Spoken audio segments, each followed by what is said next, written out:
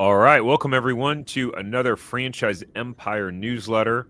Excited to dive in with you guys today. We've got some good stuff that we're going to cover. So some of those items today, we're going to cover a strong resale with a manager of 14 years in place. We're going to cover Arby's. You ever wonder how much money these Arby's locations make or how much it costs to get open? I know that I have. I'm looking forward to seeing the numbers. With my And Five Guys background, we used to know a lot about the annual unit volumes of those types of QSR businesses. So yes, we do.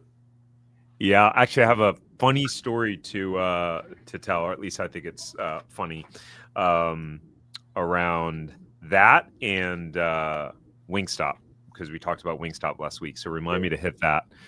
Before we get started, guys, we just need to cover one quick important thing. All right, if you're new here, welcome. My name is Tarek Johnson. I'm the CEO and founder of Franchise Empire, and where we have helped, by the way, hundreds of individuals find, vet, and buy and launch money-making franchises. And I'm here with our head of brokerage, Mr. Mark Magerman. Good to see you again. Long time no see. You too, Tarek. Thanks. All right, so and there was just some screaming in the background, by the way. Is that you, Mark? I'm sorry. I have my wife has our grandchildren over today watching them. Oh, so I will, if I have to pause the sound, I will. But the 2-year-old doesn't really have the respect from. She doesn't respect me like I would hope she would. So we may have to deal with that. Sorry. As a father of a 3 and 6-year-old, I know where you're coming from. Absolutely. All right, so let's start diving in. We'll dive into the resale first, and we actually just got word right before this started from someone on our team that there's another resale that's a quite an attractive one that we just got word of. That's not what we're covering today, but if you do not get if you want to know what it is and you want to find out if there's any franchise resales in your area, you can go to franchiseempire.com/resales, set up a call with our team, and we'll be able to check and see based on our inventory of 100 plus, which is constantly growing, if there's something available. Anyways, let's talk about this featured resale. We have some limited information on it, but this is in the overall Jacksonville, Florida area. Again, we have, out of respect for the seller and the franchisor, we keep the specifics of the business confidential until we have a very specific buyer that's reached out to us that says, hey, I'm interested, and we know has the overall financial situation where they could get qualified to buy the business. This business specifically is in the automotive and home services category, so pretty interesting. They serve both avatars and both clients. The asking price is $825,000. There is a pre-approval with an SBA lender who has looked at the financials of this business and has said, for a qualified buyer, we will lend the money for this business, with the exception of you need to have between 10 and 20% down. So you do still need to have about $80,000 to $150,000 to inject. That can come from a variety of funding sources, guys. Doesn't have to just be cash in the bank. The manager has been in place in this business for 14 years, by the way, which is pretty wild. And what's included in the sale: 8 vehicles, 5 technicians, and 2 customer service representatives. Mark, what's your initial take when you look at something like this? The fact that the SBA has already approved it is very strong. That saves a lot of time and potential aggravation. But again, what that means is the business has been approved by the SBA, not the potential buyer. So you have to be able to have, like Tarek says, the money down, good credit score, and all the others. So that's good. The fact the biggest home run was there was a manager that's been on staff there for 14 years. That's what you call loyalty. That's really important when you're buying these resales. And again, anybody who's interested in this, you got to at some point in time have a sit down with this person, because that person may be your go-to person. That person might be somebody that you're going to offer an opportunity down the road to earn equity. And when I hear that, that jumps really high up on my list in terms of reality with these resales, because that's where the rubber hits the road. Especially when you're buying something that's been in service that long, having that person stay is critical. And 8 vehicles, 5 technicians, and 2 customer service representatives, that is a very thriving business. Yeah, 100%. That is definitely let's see, what are some of the notes that I put down? And Mark, if you can just hit mute until you speak, that'd be awesome. In addition to Mark's comments, this is the brand is proven. Obviously, they're proven and they've been around a while, or else the franchisee couldn't have been in business. The franchisee couldn't have had a manager that was a manager of the franchise for 14 years. The current owner spends 20 to 25 hours a week in the office, by the way. So they have a manager of 14 years, and the owner still spends 20 to 25 hours a week in the office. For what the ideal candidate for this purchase would be someone who would be an owner-operator, who you would work more than 20 to 25 hours a week. This is a full-time owner role to learn the business, even if you have a manager in place. So definitely you want to be a hands-on operator, an experienced leader. I would say there's a little bit of wiggle room there. The fact that there's a manager that's been in place for 14 years, they can kind of train you, really. But again, be prepared to put 10 to 20% down combined with an SBA loan. And again, this is, according to the notes, the business has been pre-approved, which just means that the financials make sense, and that an SBA lender says, based on the financials of the business, we will lend money because we believe an owner can pay themselves and support the debt payments of this business at the same time, or else they would not issue a pre-approval for that. So that is pretty cool. Can I add one other point to that, Tariq, if you don't mind? Of course. The fact that the owner is working 25 hours a week still and has owned this business for many, many years reinforces what Tariq just said about an owner-operator.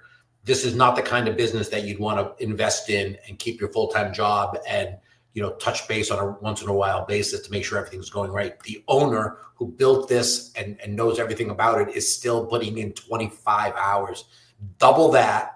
And that's how much time you should put into this business if you're going to buy it in that first year. And again, if you're not willing to do it, then you should pass. Totally agree. Yeah, we talk to so many amazing, potential franchise buyers that are like, hey, I'm willing to roll up my sleeves. I just need to find the right opportunity. Like, I'm willing to work super hard and give it my all. I'm not shy to hard work. And those are the sort of caliber of potential franchise buyers, really, that not just that we like to work with, that are honestly just going to be the most successful. You get out what you put in. Absolutely. And then one other point too, and I can only speak to it from somebody that did sell a business similar to the seller of this business. And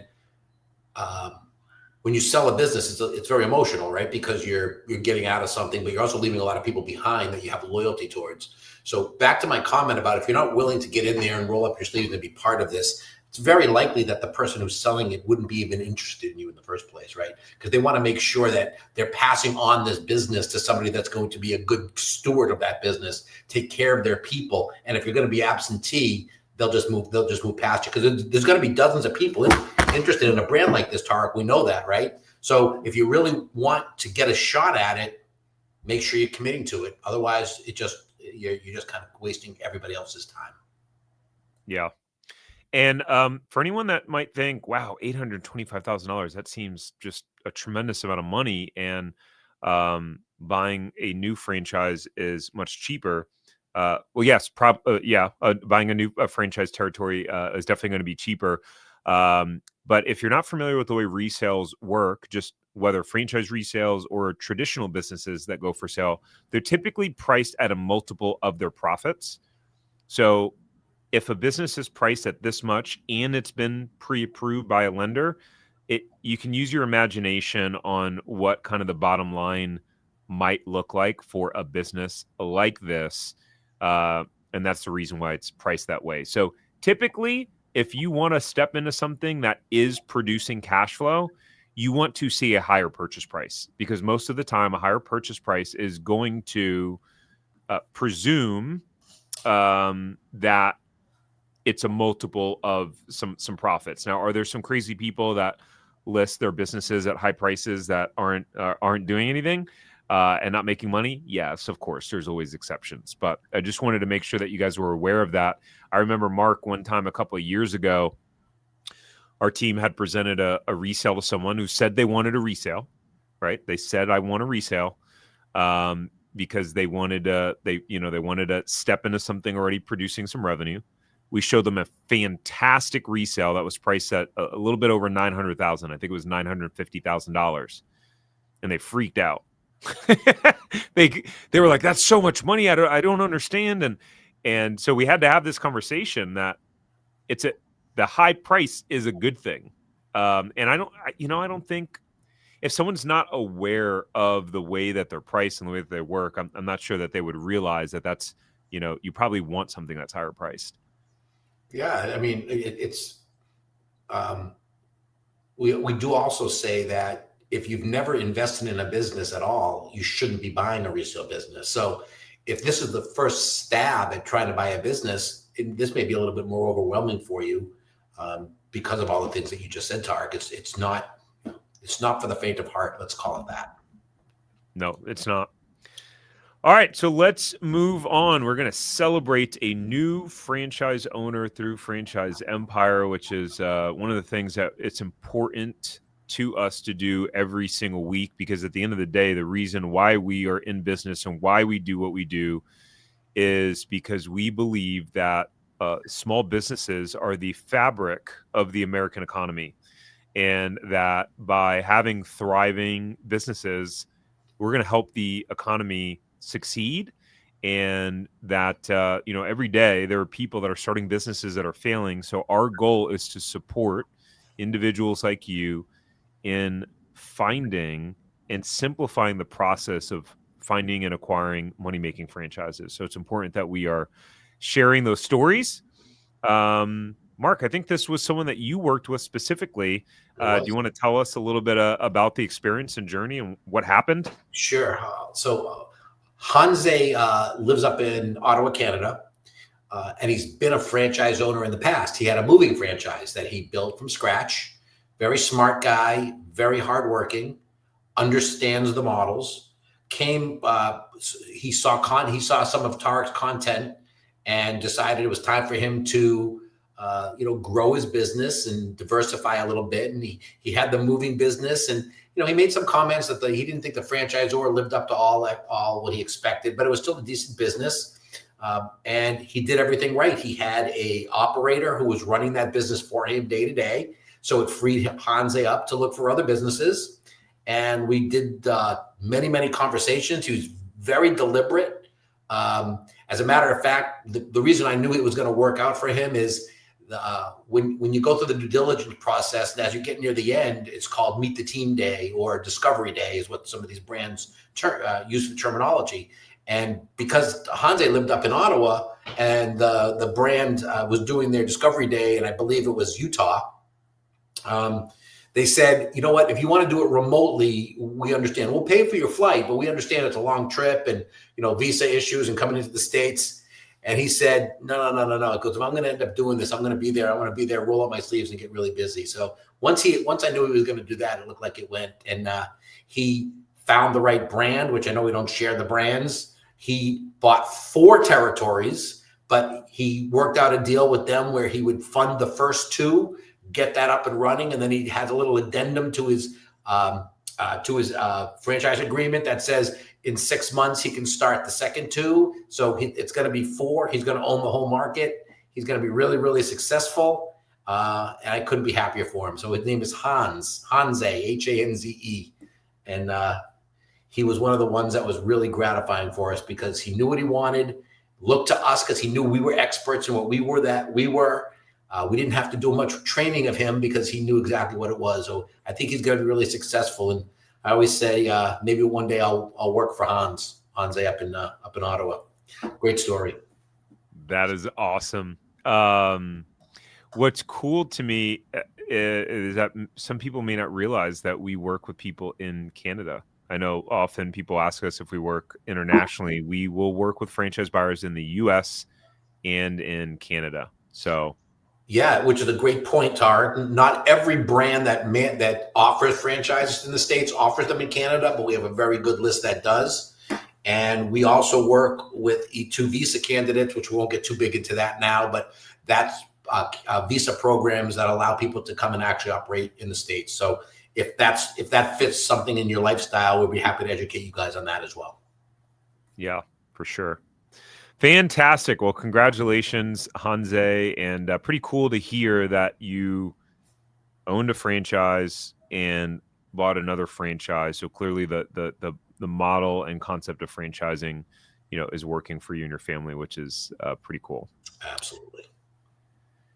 Okay, franchise of the week. Let's talk about Arby's. Arby's. Before I do, so last week we covered Wingstop.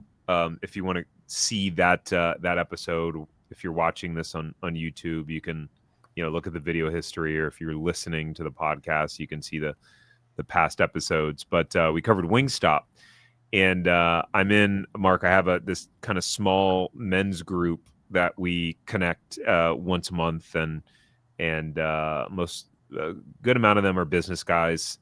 Actually, what's crazy is, so one of the guys, his family own like 20 something QSRs franchises, which is like, what a small world. We show up to this men's group. Like, what do you do? Yeah.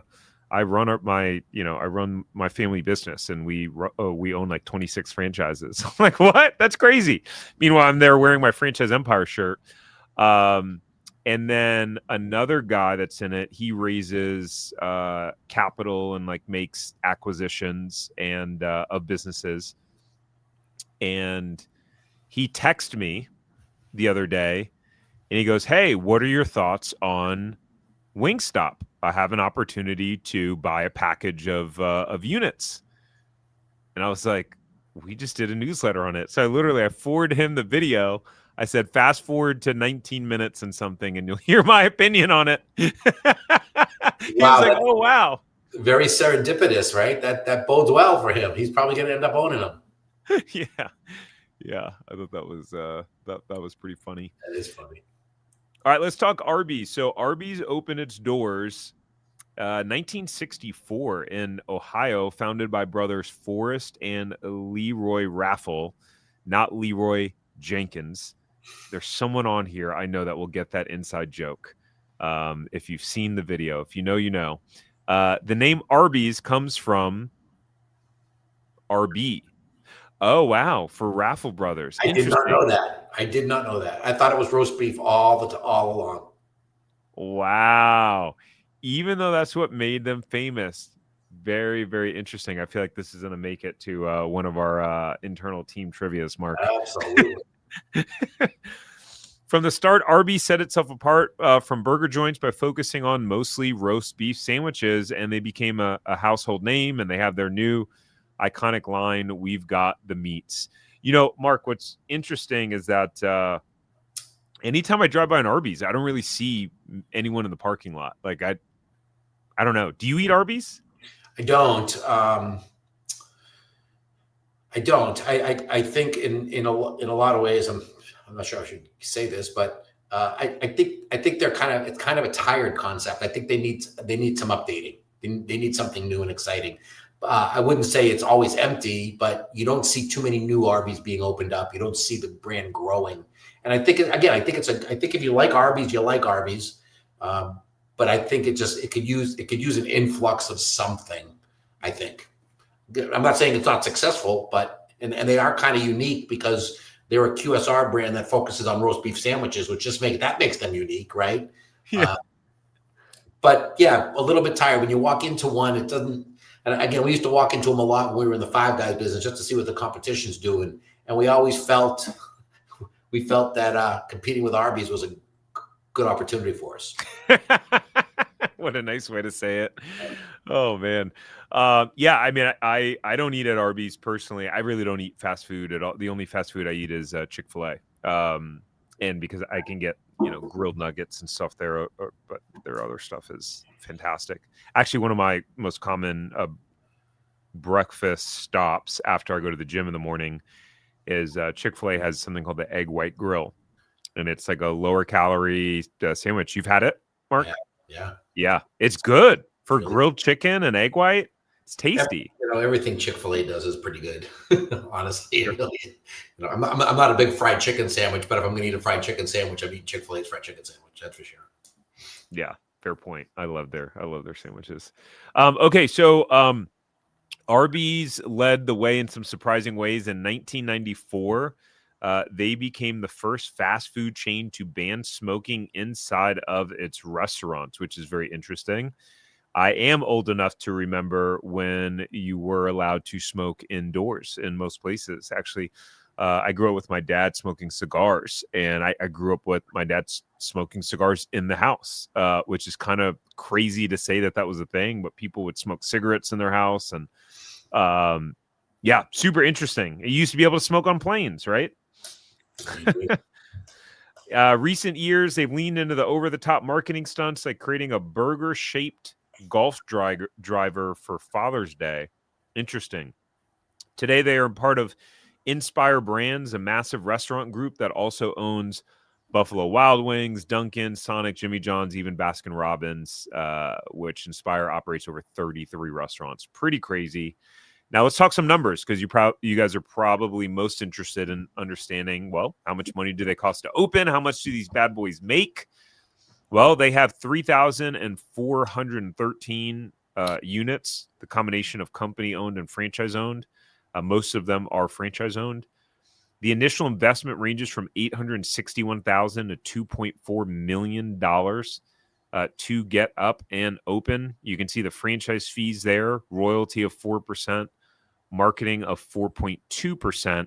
I'm guessing what happened there is the marketing fee was 4%, then they raised it to 4.1%, then they raised it to 4.2%. I wouldn't be surprised if we do this a year from now and it's 4.3. The point ones, when the numbers get big enough, the point ones can add up, guys. They sure can. Total net worth required $1 million. Total liquid assets $500,000. But I know Mark will tell you that you're not going to get rich here owning one of these locations, and so I'm guessing you're going to have a lot more capital than that. No doubt. Financial data. Let's see. All of their restaurants average $1.269 million in sales. 1.2. Let's see. Why is it? Oh, it's taking a long time to. I'm just noticing this thing has a lag. My goodness. I'm going to stop using this tool. Anyways, 1.269 million in average restaurant sales, which is. Those are not great averages based on the median startup costs. Well, I think it fits right in that mid-range. I mean, if you're looking at, I just go back to Five Guys, right? And that's what Five Guys averaged. And again, that was several years ago. But I think that's the range between, these units. I think it's between, 1 and 1.3 million average unit volume. I think that's pretty standard, Tarek. Interesting. Yeah. But were Five Guys as expensive as $2.5 million to get up and open? No, but I'm not saying somebody in New York City or Manhattan didn't have to pay $2.4 million to build there. So we didn't have to. That seems high. Yeah, but a lot of them are they're standalone units. They're standalone units, and if I remember, I don't even think they all have drive-through because they're old. Some of them don't even have drive-through capacity. So drive-through, as everybody knows, really adds to that top line revenue number. Yeah. I don't know. And again, I think that the 1.2 million seems about right. I mean, you just said 10 minutes ago, every time you drive by an Arby's, nobody's there. So enough people have to be there to get to 1.2 million. That's about what, 22 grand a week, 21 grand a week. Divide that up, that's $3,000 a day. So it's averaging 3 grand a day. Someone's spending $3,000 on roast beef sandwiches a day. And again, you should be able to do okay on 1.2 million. But if that's the only business that you own, and even if you manage it really well and squeeze out 6 or 7% margin on it, if it's 1.2 million, that would be what, $60,000 of income for you as an owner. There's other ways to make $60,000 that doesn't require you spending $1.5 million to build an Arby's. Totally agree.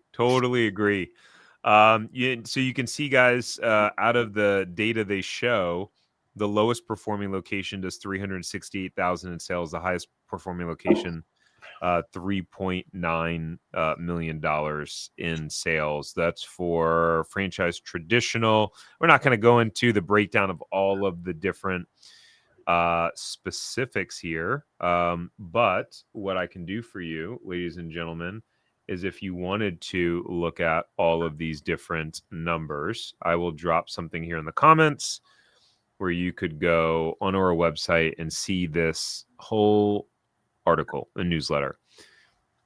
And if you don't get this in your inbox on Sunday mornings, then the little ticker at the bottom of the screen will show the domain for franchiseempire.com/newsletter.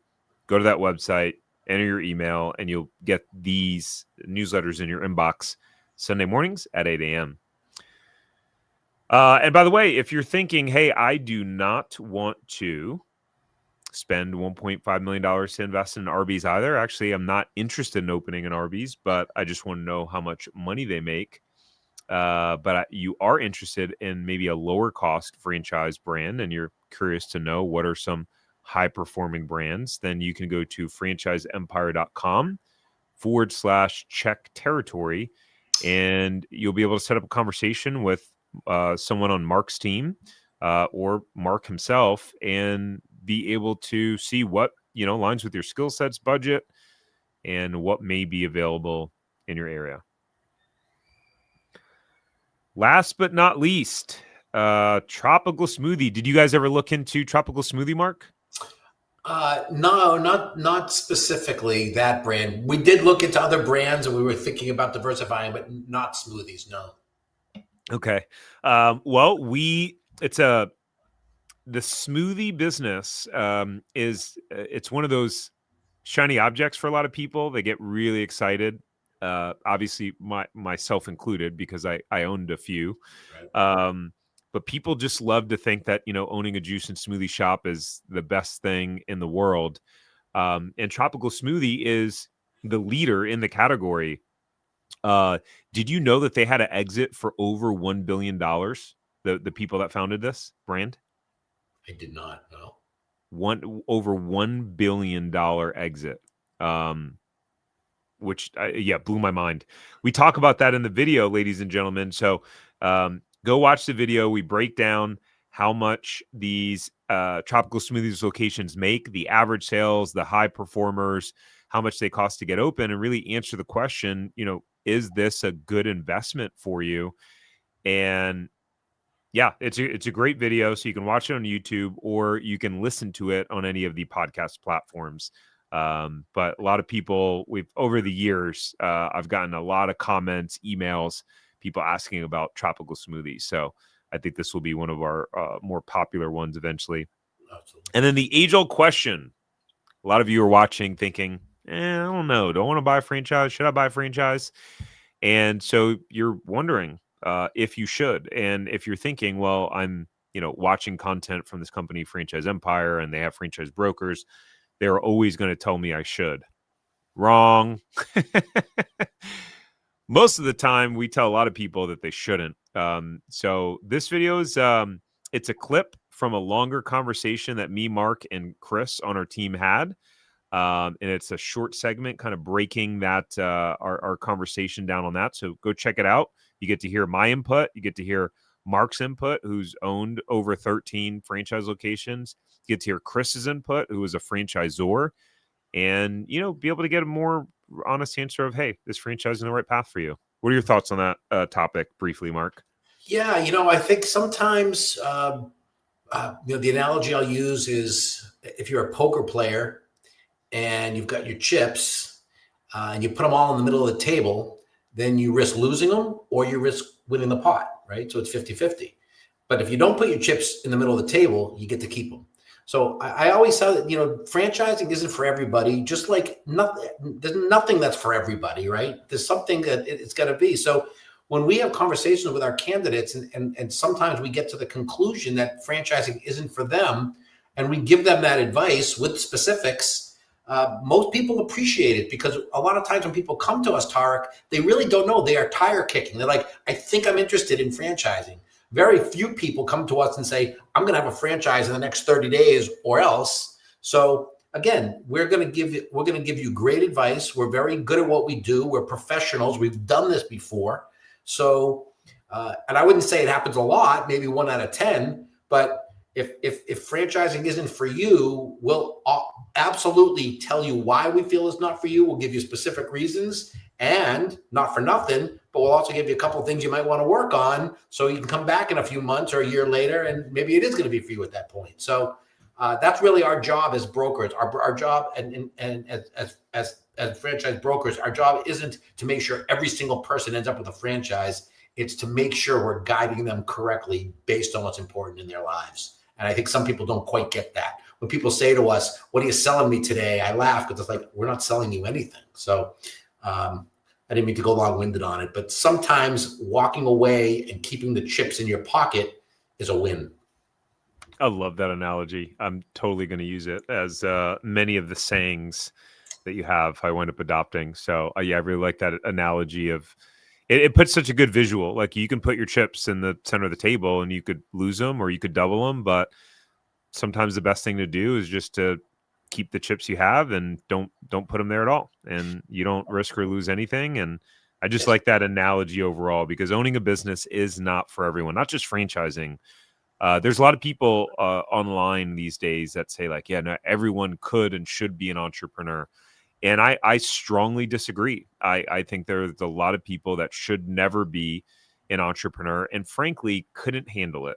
Right. It's just their wiring. It's like a fish trying to climb a tree. They have skill sets, they have talents, but it's not going to be owning a business. No, and that's a really good point, Tar, because it doesn't mean you're a failure. It doesn't mean you're not good at something. But my wife's been an ER nurse for 35 years. And she's amazing at it. I could never be an ER nurse. It doesn't mean I'm a failure. It just means my skill sets don't tie into that. So it's not. And again, that's what we really do. At the end of the day, if people ask me what I do, I say we educate potential entrepreneurs. That's really what we do. We educate them. That's what we're doing. 100%. All right, ladies and gentlemen, thanks for tuning in. We'll see you again the same time next week. Mark, thanks for joining, and you guys have a great rest of your day and week. Thanks, Art. Bye, everybody. Bye.